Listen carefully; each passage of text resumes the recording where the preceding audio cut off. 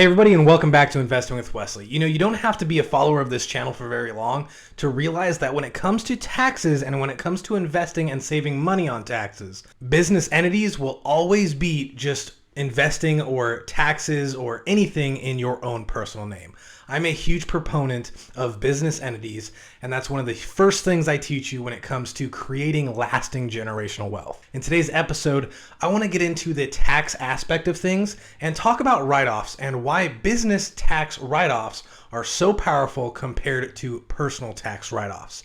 Specifically in this episode, I'm going to be focusing way more on the personal tax write-off aspect of things, and then in a later video I will go into the business aspect of things. So with that being said, let's get into it. Okay, so when it comes to personal tax write-offs, there's really three things that you need to pay attention to. The first one is the standard deduction. The second one is the itemized deduction.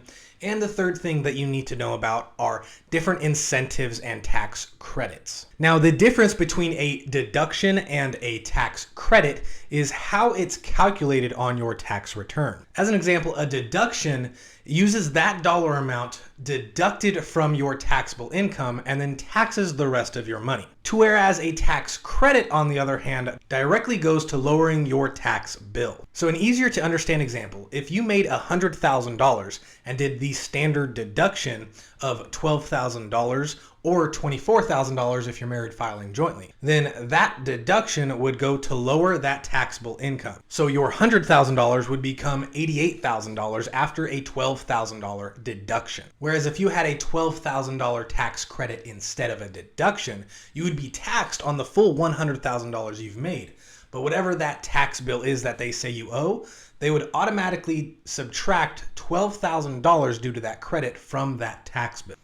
So that is the difference between deductions and credits. Credits are way better than deductions, but deductions are way more common than credits. Now, like I already said, the current standard deduction for a single person is $12,000, whereas if you are married filing jointly, it goes to $24,000. But the standard deduction is standard. It's not special whatsoever. But the itemized deductions, that's what's special, and that's where you could save the most amount of money on your personal return. The three things that you can itemize on your tax return are medical expenses, the interest that you pay on your primary mortgage or your primary residence, and charity. But obviously, because it's the tax code and the IRS, it's a lot more complicated than just saying these three are deductible. As an example, the simplest one is donating to charity. And really the only requirements that you need to know when donating to charity is to get receipts.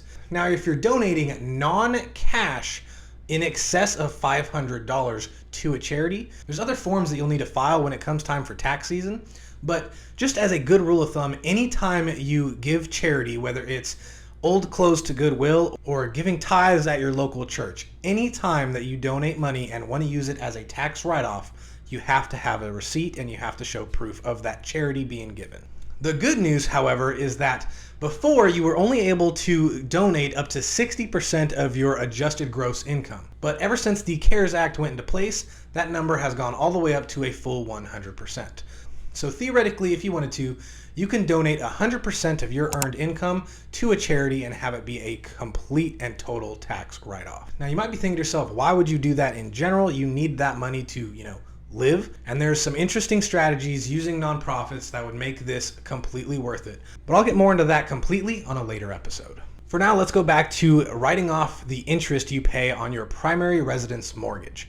Now, that sounds simple enough, but there's some rules. As an example, if you took a home equity line of credit out on your primary residence to put in a new kitchen or whatever it may be, the interest you pay on that HELOC, not a write-off. Only the debt of acquisition when you purchased or got that house is a write-off.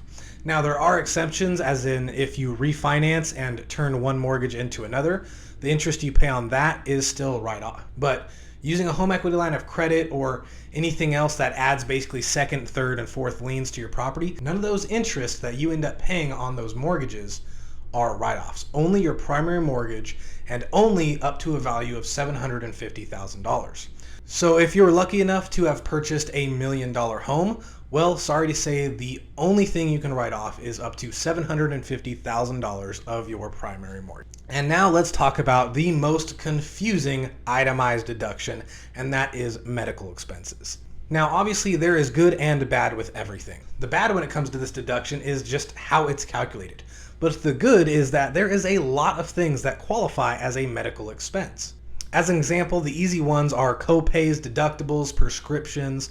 Those things are kind of obvious, but it even goes far as into counting massage therapy and acupuncture as medical expenses. If you're curious on one of your expenses being a medical deduction or not, just look up IRS Publication 502 and that gives you a pretty good idea on whether or not it's deductible. Now for the bad part on how it's calculated. You can only write off the value of your expenses in excess of 7.5% of your adjusted gross income. So what does that mean? Let's just say your adjusted gross income was $100,000. You could only write off the medical expenses in excess of 7.5% of that, or $7,500. So as an example, if between prescription meds, co-pays, acupuncture, and massage therapy, you accumulated about $8,000 worth of these deductions, well, because your AGI and how it's calculated is $7,500, your actual deduction is only $500 because that's the difference in excess of that calculation. This is why most people that work a W-2 job or a normal job will just do the standard deduction when it comes to federal taxes, because hardly ever is the write-offs of itemizing more than the new standard deduction. With how low of interest rates have been and how the medical deductions are calculated, you're hardly ever going to get in excess of $12,000 to $24,000 in deductions. And because of this, people end up paying way more money in taxes than they rightfully should if they just moved their money to better places like business entities. And in my next video, I'll tell you all about the business entity tax deductions and how they could save you that much more money come tax season. I have a dedicated Facebook and Instagram account. If you ever have a question, comment, or just wanted something addressed, that would be a good place to reach out to me, but fair warning, I don't really post there all too often. So if you go for the content, you're probably going to be disappointed. Either way though, I hope you got value from this video. If you did, please remember to like and subscribe, and I'll see you in the next episode.